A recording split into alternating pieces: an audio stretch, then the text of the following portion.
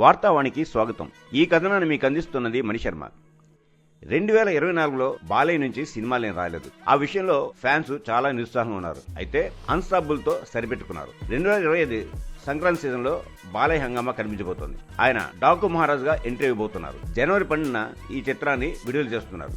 Promotions మొదలైపోయాయి. ఈ cinema గురించి అటు నిర్మాత నాగవంశి, ఇటు దర్శకుడు బాబీ చాలా గొప్పగా చెప్తున్నారు. వాళ్ళ మాటలు వింటుంటే అంచనాలు మరింతగా పెరిగిపోతున్నాయి. డాకు మహారాజ్ ని ఇంతవరకు యాక్షన్ మూవీగానే ప్రమోట్ చేస్తూ వచ్చారు.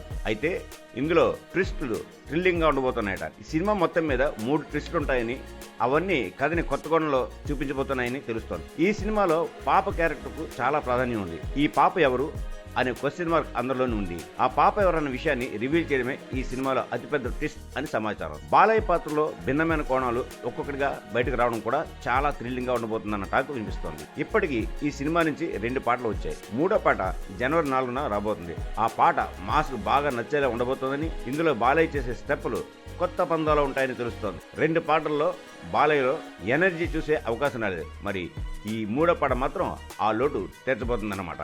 ఇక్కడతో ఈ కథనం సమాప్తం. మా ఈ వీడియో మీకు నచ్చినట్లయితే మరిన్ని అప్డేట్స్ కోసం లైక్ చేయండి, షేర్ చేయండి, సబ్స్క్రైబ్ చేయండి.